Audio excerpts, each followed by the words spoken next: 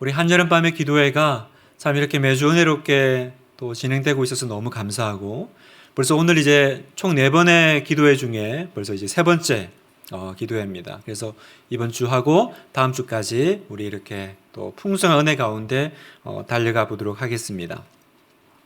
오늘은 이제 3절인데 제목이 다시 새 힘을 주신다. 다시 새 힘, 제목이 안 보여가지고 다시 새 힘을 주신다라는 제목으로 함께 말씀 나누도록 하겠습니다. 우리가 이제 시편 23편을 묵상하고 또 나누고 있는데, 시편 23편뿐만 아니라 모든 시편에 한 가지 특징이 있어요.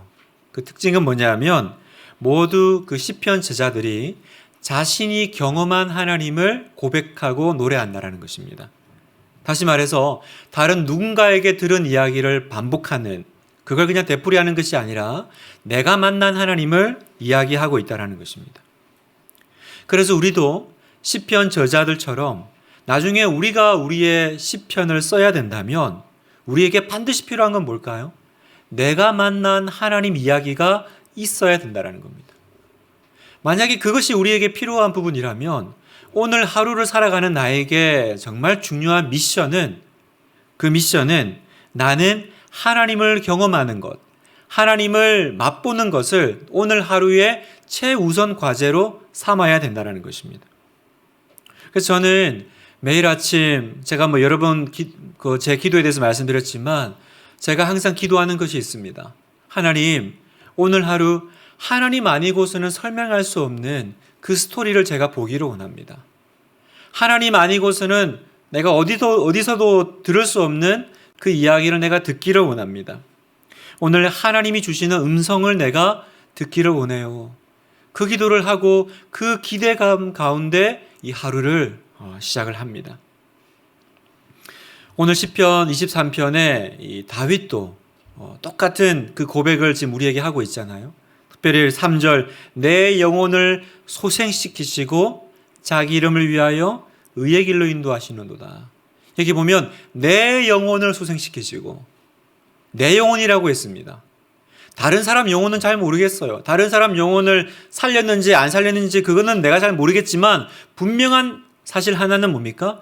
하나님이 내 영혼만은 소생시켜 주시고 다시 살려주셨다는 것을 내가 경험했고 맛봤고 나는 분명하게 믿고 있다는 거죠.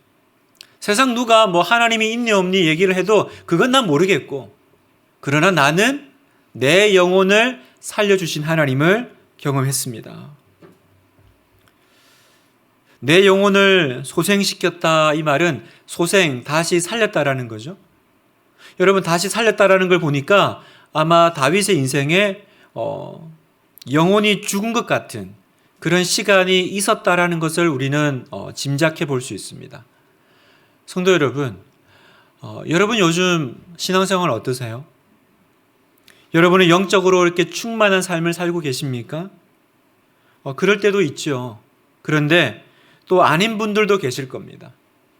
마치 인생에 항상 맑은 날만 있는 것이 아니라 또 먹구름도 있고 비가 올 때도 있는 것처럼 내 신앙이 항상 밝고 경쾌하고 주님 믿는 믿음에 전혀 흔들림이 없으면 좋겠지만, 또 어떨 때는요, 내 인생에, 내 영혼에 먹구름이 이렇게 몰려올 때가 있습니다. 마치 이런 거죠. 구름 위에 분명히 태양이 있는 건 맞는데 그 먹구름 때문에 여기 내가 살고 있는 이 땅은 어두워지는 것처럼 하나님이 계신 건 내가 알겠어요. 그건 부인할 수 없지만 어쨌든 지금 내 영혼의 상태는 먹구름이 끼어있는 어두운 상태와 같은 그런 시간들이 분명히 우리에게 찾아온다라는 사실입니다. 신앙의 회의가 찾아옵니다. 기도하는 것이 버거운 순간들이 옵니다.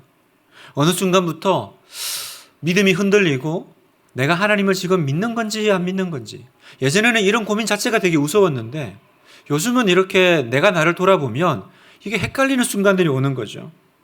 잘 모르겠습니다. 잘 모르겠어요. 하나님 계신가? 안 계신가? 그리고 계속 하나님께 상처를 받는 일들이 벌어집니다. 내 마음에 하나님께 대한 원망의 마음이 생깁니다. 우리가 이런 상태, 특히나 이제 하나님에 대해서 원망의 마음이 들 때를 우리 믿음의 선배들은 영혼의 밤이다 이렇게 표현을 했습니다. 그 영혼의 이제 침체기죠. 그 침체기를 다른 말로 낮이 있으면 밤이 있는 것처럼 내 영혼에 밤이 찾아왔다라는 거예요. 성도 여러분, 내 영혼에 밤이 찾아왔을 때, 내가 지금 그런 암흑기를, 그런 영적 침체기를, 어두운 먹구름을 통과하고 있다면, 그럼 나는 그 시간을 어떻게 통과해야 될까요? 오늘 이 다윗의 시편과 함께 어떻게 하면 내 영혼의 밤을 잘 통과할 수 있을까? 그걸 함께 나누도록 하겠습니다. 어떻게 통과할 수 있나? 첫 번째, 영적 집중력을 키우라라는 것입니다. 영적인 집중력을 키우다. 가만히 생각해 보면 하나님이 우리의 목자시잖아요. 여호와는 나의 목자시니. 하나님이 나의 목자신데 어떻게 내 인생에 영적인 침체가 찾아올 수 있을까? 되게 이상한 상황이 벌어진 겁니다. 왜 그러냐면 하나님이 목자이신 건 분명한데 내가 그 하나님의 돌보심만으로 만족하지 못할 때, 그때 내 영혼에 침체기가, 영혼의 밤이 찾아옵니다. 신앙을 따라 열심히 살다가 그 신앙이 좀 이렇게 업다운이 있잖아요. 그 신앙이 좀 식어지면 그때 내가 내 마음에 다시 뭔가 하나님이 분명하게 보이지 않으니까 어떻게 해요? 세상을 향해서, 또 하나님 아닌 것을 향해서 내 마음에 계속 의지가 생기는 겁니다. 다시 말하면 여호와는 나의 목자시니라고 했는데 이제는 여호와도 나의 목자시니가 되는 거죠. 여호와는 나의 목자시니면 하나님만 목자인데 여호와도 나의 목자면 그 조사 하나 바뀌었지만 뭐가 달라졌어요? 목자가 많아지는 거죠. 하나님은 내가 믿고 의지하는 여러 목자 중에 한 분이 되는 것입니다. 다시 말해서 내가 온전히 하나님께 집중하지 못하는 일이 벌어진다는 거죠. 어느 목사님이 이렇게 기도하면서 그렇게 기도를 했대요. 하나님은 나의 첫 번째십니다. 하나님은 언제나 나의 우선순위시고 첫 번째십니다. 그렇게 기도를 했는데 마음속에 계속 형님께서 그렇게 썩 하나님께서 그 기도를 기뻐하지 않는 마음이 드는 거죠. 왜 그럴까? 좋은 기도잖아요. 하나님은 언제나 나의 1번, 첫 번째. 뭐가 문제일까? 내 기도가 뭐가 잘못됐나? 근데 하나님께서 깨닫게 해주신 마음이 있었습니다. 그 뭐냐면 하나님이 그러셨다는 거죠. 나는 너의 첫 번째가 아니라 나는 너의 전부야. 나는 너의 전부야. 뭐 첫 번째나 전부나 같은 말 아닙니까? 아니요, 되게 다릅니다. 완전히 다르죠. 어떻게 확인할 수 있어요? 오늘 우리 어머님들은 집에 가서 남편에게 물어보십시오. 여보, 난 당신에게 몇 번째야? 근데 만약에 당신은 첫 번째지 그러면 그 말 듣고 좋아하면 안 됩니다. 멱살 잡고 두 번째 어디 있어? 두 번째 데려와 이렇게 해야 됩니다. 여러 여자가 있는데 내가 뭐 미스 김도 있고 미스 박도 있지만 나는 당신이 첫 번째야. 그거 좋아할 아내가 어디 있어요? 정해. 나야 그 여자야. 그러면 남편이 야, 넌 욕심도 많다. 내가 이 100%가 있으면 70%는 너를 사랑한다고. 나머지 30% 내가 좀 나눠주는데 그걸 허락을 못 해주고. 여러분, 그러면 그런 어떤 부부관계가 있습니까? 그건 사랑을 모르는 거죠. 그냥 전부 아니면 nothing인 거죠. everything 아니면 nothing인 거지. 내가 남편이 나를 80%는 사랑한대요. 내가 여자가 많은데 그중에 첫 번째래요. 그거 좋아할 사람이 어디 있습니까? 그건 과한 요구가 아니죠. 나야 그 사람이야. 결정하는 거죠. 우리는 하나님 앞에 언제나 하나님은 나의 전부가 되기를 원하시지만 우리는 하나님 참 욕심도 과하시다. 이게 여러분 가만히 생각해 보면 얼마나 우리가 관계에 대해서 잘못 생각하고 있는지를 보여주는 바로미터입니다. 그러니까 온전히 하나님께 집중하지 못하죠. 하나님과의 관계에서 승부를 내지 않습니다. 기도해 보다가 결과가 없으면 곧장 일어나서 다른 거 찾습니다. 여러분의 삶 가운데 내가 한번 기도로만 어떤 문제를 돌파해 본 적이 있습니까? 내가 하나님 앞에서 하나님이 그 문제를 내 마음에 확신을 주실 때까지, 해결해 주실 때까지 내가 이 자리 떠나지 않습니다. 하나님, 전 죽어도 여기서 죽어요. 그렇게 하나님 앞에서 내가 매달려 본 적이 있습니까? 아니면 기도해 보다가 응답 없으면 일어나고 또 은혜 받다가 은혜가 없으면 아닌가 봐. 그렇게 우리는 다른 곳으로 마음을 돌리진 않았습니까? 영적인 집중력이 떨어지는 거죠. 여기에 올인하지 않는 거예요. 해보다가 아닌가? 답이 없나? 그러면 금세 다른 데 가서 도움을 요청하는 거죠. 제가 이제 그 직장 생활하는 처남이 있는데 처남이 저에게 선물을 하나 해준 게 있습니다. 뭐냐면 넷플릭스 아이디를 하나 줬어요. 장난 아닙니다, 여러분. 이제 그 아시는 분은 아시겠지만 넷플릭스를 구독을 하면 아이디를 몇 개가 이제 나오잖아요. 이제 그 하나가 이제 뭐 내용도 하나 봐 이러고 이제 줬어요. 그래서 제가 이제 뭔지 모르고 들어갔다가 거듭남을 경험했어요. 뭐 너무 놀라운 세계가 있는 거예요. 뭐 장난 아닌 거 얼마나 볼 게 많고 또 볼 건 또 시즌별로 있고 또 한 번에 다 볼 수 있고 그러니까 막 신났죠. 제가 그 처음 받았을 때는 정말 정신을 못 차리겠더라고요. 근데 제가 무슨 말씀을 드리고 싶냐면 이제 넷플릭스를 이제 보다가 저한테 생긴 증상이 하나 있습니다. 그게 뭐냐면 제가 영화를 되게 좋아하거든요. 그러니까 넷플릭스 좋아했겠죠. 영화를 좋아해서 영화관을 자주 갔어요, 예전에는. 그런데 어느 순간부터 되게 그 마음이 시들해지는 거예요. 영화가 재미가 없어져요, 이상하게. 그러니까 영화가 재미없어지니까 영화관을 이제 점점 안 찾게 되는 거죠. 그러니까 처음에 제가 이유를 잘 몰랐어요. 아, 그냥 재미가 없나? 요즘 재밌는 영화가 안 나오나? 그러다가 제가 넷플릭스를 보는 습관을 보고 그 이유를 알았습니다. 뭐냐면 나는 영화에 집중하는 법을 잊어버린 거예요. 영화에 집중하는 법을 잊어버린 거예요. 이제는 제가 보니까 뭐든지 끝까지 한 편을 보는 게 어려워요. 왜냐하면 언제든지 다음에 보면 되니까. 보다가 말고 또 이어서 또 보다가 또 바쁘면 덮고 또 보다가 재미없으면 스킵해가지고 그 다음 장면 넘기고 그죠? 그럼 뭐 언제든지 다음에 보면 되지 뭐. 그러니까 어떤 일이 벌어지냐? 영화가 그 클라이막스가 그 영화가 이렇게 기승전결이 있잖아요. 그럼 그 중간에 이렇게 클라이막스를 딱 치고 갈 때 오는 그 카타르시스가 있는데 그게 없어져 버리는 거예요. 그냥 끊어서 보다가 또 나중에 보니까 앞에 뭐라고 있는지 기억도 안 나고 재미없으면 또 넘기고 대사 길면 넘기고 그러니까 감정선이 뚝뚝 끊어지니까 예전에는 막 감탄하면서 봤던 그 모든 영화들이요. 이제는 어떤 영화를 봐도 그냥 무미건조해지기 시작하는 거죠. 가끔 집에 들어오면 아내가 이렇게 드라마를 보고 있을 때도 있거든요. 그럼 제가 이제 씻고 나와서 옆에 앉아가지고 봅니다. 그게 보면 문제는 아내는 그걸 보면서 어떤 장면이 나오면 막 눈물 흘리는데 나는 말똥말똥 보는 거죠. 왜 그런 일이 벌어질까요? 저는 그 앞에 그 이야기의 그 감정선을 따라오지 않았던 거죠. 저는 그 앞에 제가 없었던 겁니다. 그러니까 이 선을 따라왔던 제 아내는 그걸 보면서 이제 막 북받쳐 오르는데 저는 그게 되게 이상하게 보이는 거죠. 왜 저게 그렇게 눈물이 날까?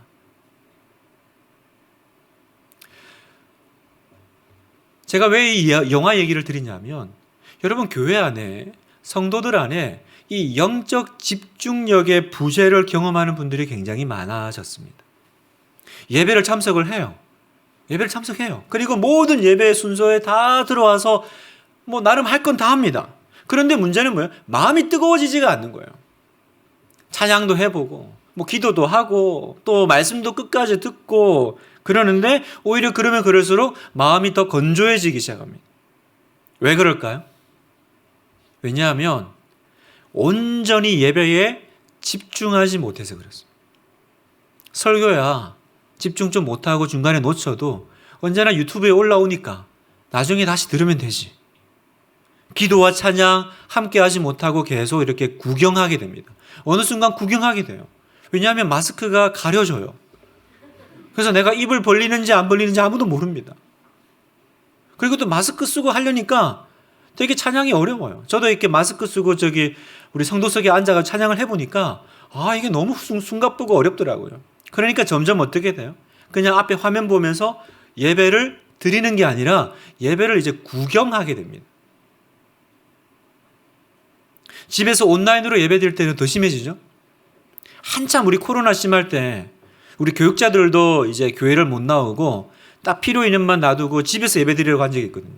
제가 그때 예배를 집에서 드려보고는 깨달았습니다. 이게 얼마나 어려운 일인지. 온라인으로 예배를 드리는 게 얼마나 집중하기가 어려운 자리인지 제가 뼈저리게 느꼈어요. 목사인데도 딱 예배 자리에 앉았는데 왜 그렇게 목이 마르는 거죠? 괜히 가만히 있다가 예배 시작하고 앉아있으면 그때부터 이제 그냥 목이 말라요.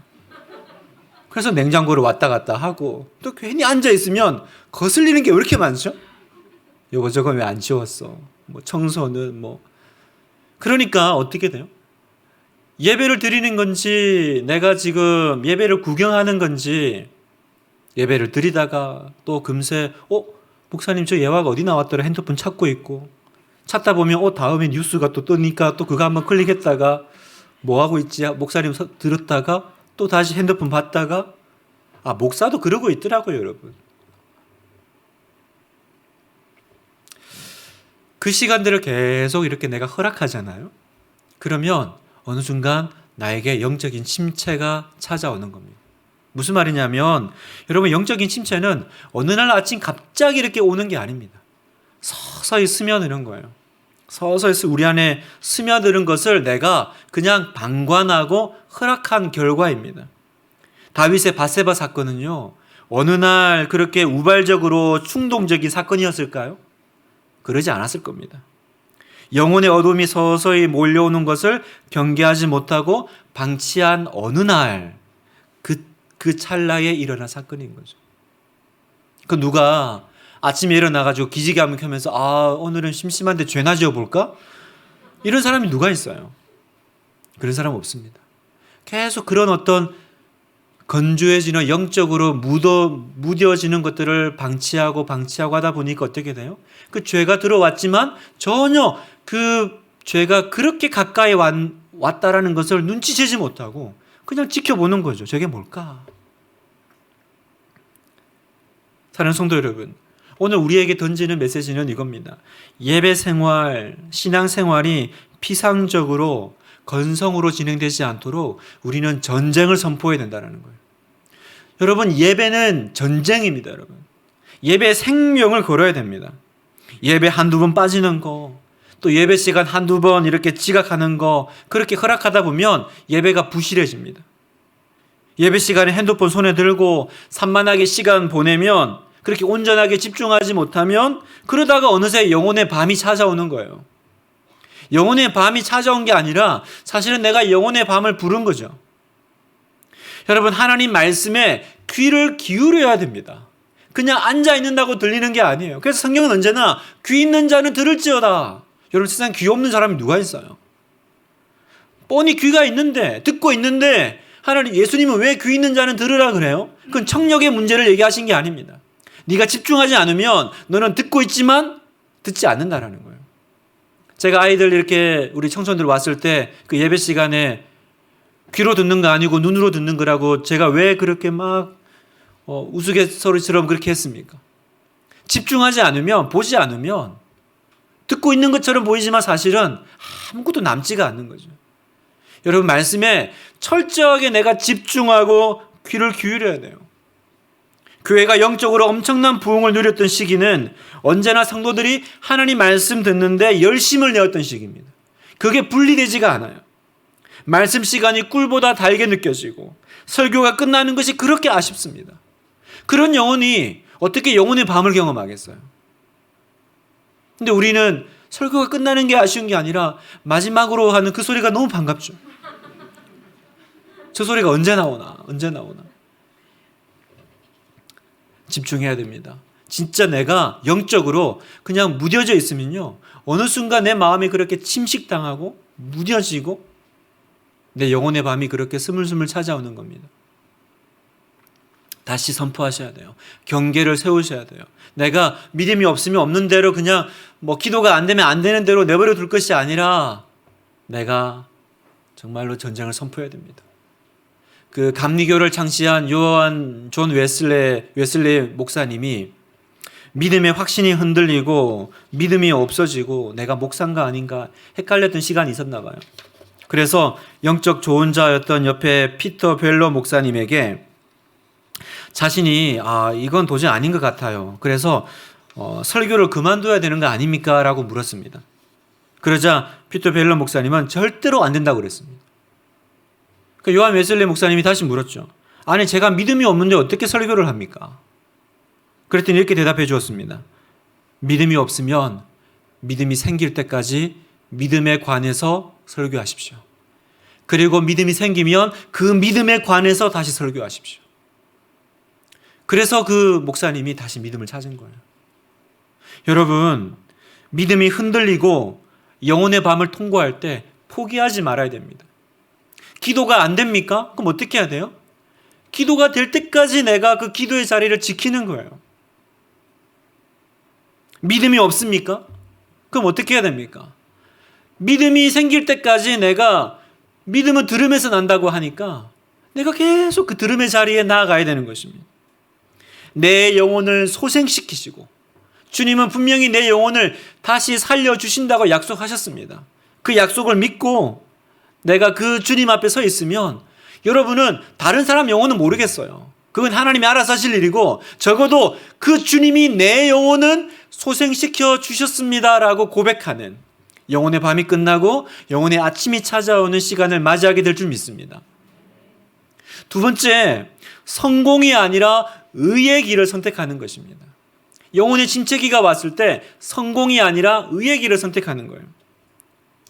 여러분 시편 73편에 보면 아삽의 시라는 시가 나옵니다.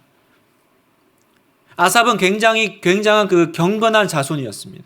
그런데 제가 왜 이 시편 73편 얘기를 하냐면 아삽이 영적 침체를 경험을 합니다. 그리고 그 73편에 자기가 왜 영적인 침체에 빠졌는지를 설명을 합니다. 73편 2절에 보니까 나는 거의 넘어질 뻔하였고 나의 걸음이 미끄러질 뻔하였으니 이는 내가 악인의 형통함을 보고 오만한 자를 질투하였음이로다. 무슨 말이냐면 난 이렇게 막 애쓰면서 믿음으로 사는데 어느 날 주변을 보니까 나는 믿음으로 힘겹게 살아가는데 내 주변에 하나님 안 믿는 불신자들 너무 잘 사는 거예요. 너무 행복하게 사는 거예요. 그걸 보니까 신앙생활하는 내가 되게 불쌍해지는 거죠. 내 생활이 되게 무가치하게 느껴지고 회의가 듭니다. 그래서 13절에 보니까 내가 내 마음을 깨끗하게 하며 내 손을 씻어 무죄하다 한 것이 실로 헛되도다. 무슨 말입니까? 신앙생활하는 게 의미가 있나? 내 마음속에 이렇게 회의가 드는 거예요. 헛되도다. 뭐 예배 드려봐야, 믿음으로 살아봐야, 기도해봐야 보니까 안 믿는 사람들이 더 잘 사네? 그리고 그 사람들이 나를 막 조롱해요. 나를 불쌍하게 봐요. 그러니까 내가 이제 침체에 빠지는 거예요. 이게 뭐지? 하나님께 잘 보이려고 살아왔는데 무슨 소용이 있어? 여러분 그런 마음 들 때 있지 않으세요? 나도 그냥 세상 사람들처럼 막 살아버릴 걸.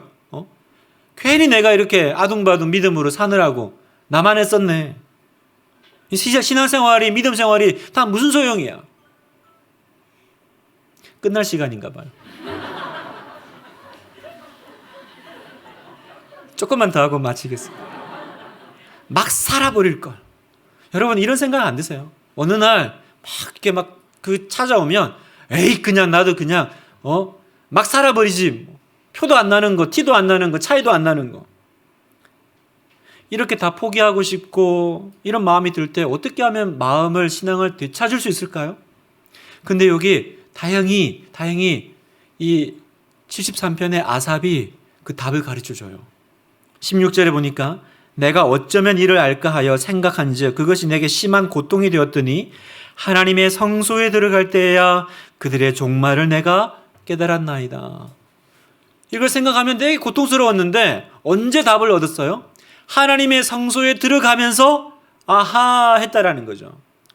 뭐냐면 답은 하나님의 그 존전에 하나님의 그 심판대 앞에 갈 때 나온다라는 것입니다. 불신자들이 성도들에게 그렇게 신앙생활 열심히 하더니 인생이 왜 그래? 라고 조롱합니다. 근데 지금은 그 말이 맞는 것 같아요. 차이가 별로 없어요. 누가 축복의 삶을 사는 건지 분간이 안 돼요. 그러니까 회의가 오죠. 그런데 뭐라고 그러세요? 내가 하나님의 성소에 들어갈 때, 다시 말하면 마지막 날에 모든 것이 다 밝혀질 거다. 그걸 내가 붙잡으니까, 그걸 내가 보이니까 내가 다시 이렇게 영적인 생기가 도는 거죠. 믿음이 다시 돌아오는 것입니다. 어느 불신 농부가 기독교 잡지사에 이런 기고를 했대요. 나는 하나님도 모르고 예수도 모릅니다. 그러나 나는 지난 봄에 경작하여 파종을 했고 여름을 무사히 넘겨 가을에 풍성한 수확을 거두었습니다. 내 수확은 이웃에 사는 기독교인보다 엄청나게 많습니다. 어떻게 된 것일까요? 안 믿는 농부가 기독신문사에 잡지사에 이런 기고문을 했대요. 그러자 잡지사에서 답변이 나왔습니다. 뭐라고 나왔을까요? 한 줄 나왔습니다. 하나님의 결산은 10월이 아닙니다. 이렇게 왔습니다. 인생의 결론은 언제 나옵니까? 하나님의 결산은 내가 하나님 앞에 섰을 때 그때 나오는 겁니다. 여러분, 하나님은 우리를 어디까지 인도하실까요? 여호와는 나의 목자신데 그 목자의 목적지는 어딜까요? 만약에 하나님이 이 세상까지라면 하나님은 우리로 이 땅에서 성공하게 하고 원하는 것을 얻게 하셔야 될 겁니다. 그러나 하나님은 이 땅까지가 당신의 인도의 목적지가 아닙니다. 우리를 어디까지 인도하셔야 돼요? 하나님 나라 문 앞에까지 인도하셔야 됩니다. 그렇다면 그 입구에서 우리에게 필요한 것은 무엇일까요? 내가 그 하나님 나라 입구를 통과할 때 필요한 것은 무엇일까요? 성공일까요? 건강일까요? 넓은 아파트일까요? 바로 의의 길을 통과한 하나님의 성도의 삶, 의롭게 살아낸 하나님의 사람의 삶, 그게 그 하나님의 그 나라 문 앞에 필요한 조건입니다. 하나님의 성소에 들어갈 때야, 다시 말해서 나의 최종 종착역은 이 땅이 아니라 하나님 나라다, 이렇게 말씀하시는 거죠. 이걸 알아야 인생의 모든 문제가 풀립니다. 인생의 목적은 이 땅의 성공이 아니라 영원한 하나님 나라에 살 준비를 하는 것인 줄 믿습니다. 이것을 깨달을 때 우리는 이 땅의 성도의 고난도 이해가 되기 시작합니다. 그러니까 하나님은 특별히 하나님 백성들의 인생의 속도에 그렇게 관심이 없어요, 사실은. 우리는 막 관심이 있어서 뒤처지고 앞서지고 그게 걱정이 되지만 사실은 하나님은 우리의 인생 속도에 관심이 없어요. 우리가 그걸 어디서 알 수 있습니까? 그 이집트에서 출애굽을 해서 데리고 나올 때 사실은 일주일이면 들어갈 수 있는 가나안 땅을 몇 년 걸려 넣어요? 40년 걸려서 넣습니다. 그건 하나님이 능력이 없어서가 아닙니다. 시간이 걸리더라도 하나님의 백성으로 거듭난 후에 가나안 땅에 들어가는 걸 원하셨기 때문에 일주일이면 들어가는 그곳을 40년을 걸려서 돌리시더라고요. 이걸 할 때 우리가 내 영혼의 영적인 정체기에서 침체기에서 벗어날 수 있어요. 사랑하는 성도 여러분, 하나님은 우리에게 성공의 길을 약속하신 적이 없어요. 하나님이 약속하지 않은 것 때문에 마음 상해하지 마시기를 바라요. 하나님은 우리에게 약속하신 것은 성공의 길이 아니라 의의 길을 약속하셨죠. 자기 이름을 위하여 의의 길로 인도하신다고 하셨지 나를 성공의 길로 인도해 주시겠다, 가장 빠른 길로 인도해 주시겠다고 약속하신 적이 없습니다. 왜요? 하나님의 목표는 우리가 이 땅에서 모든 위로받고 모든 보상받고 있어 보이는 삶이 아니라 하나님의 목표는 우리가 하나님 앞에 섰을 때 성공하는 것. 그게 하나님의 목표이기 때문입니다. 그러니 인생의 문제를 성공의 공식으로 풀지 마십시오. 성공의 공식으로 풀지 마세요. 인생은 의의 길로 인도하시는 도다, 이 공식으로 풀어야 됩니다.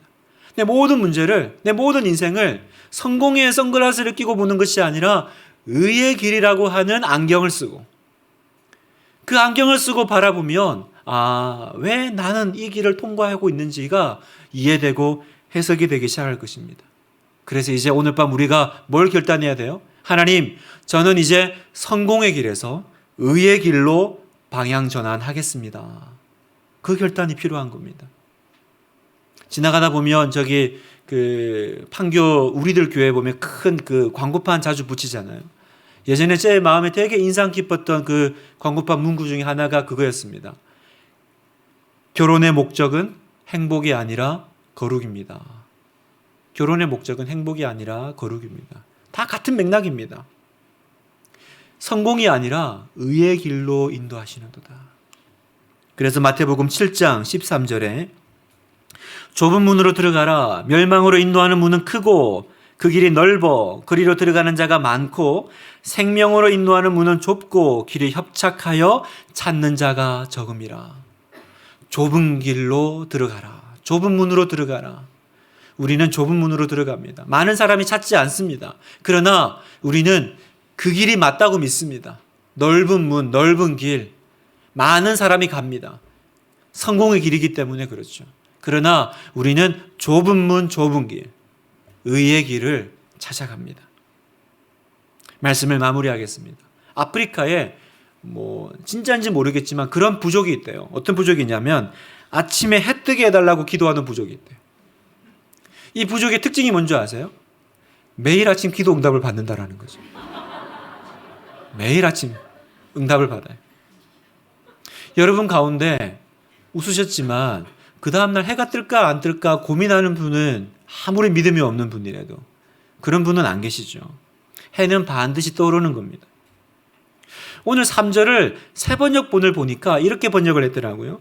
나에게 다시 새 힘을 주시고 당신의 이름을 위하여 바른 길로 나를 인도하신다. 내 영혼을 소생시키시고를 나에게 다시 새 힘을 주시고, 제가 이 표현이 너무 좋아서 오늘 설교 제목을 다시 새 힘을 주신다 이렇게 정했습니다. 나에게 다시 새 힘을 주시고. 근데 딱 좋은데 하나만 더 추가했으면 좋겠더라고요.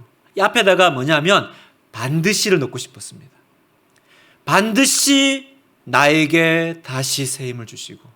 마치 그 아프리카 부족들이 해 뜨게 해달라고 기도하면 반드시 그 다음날 해가 떠서 기도 응답을 받는 것처럼, 소원 성취되는 것처럼 우리의 믿음은 무엇입니까?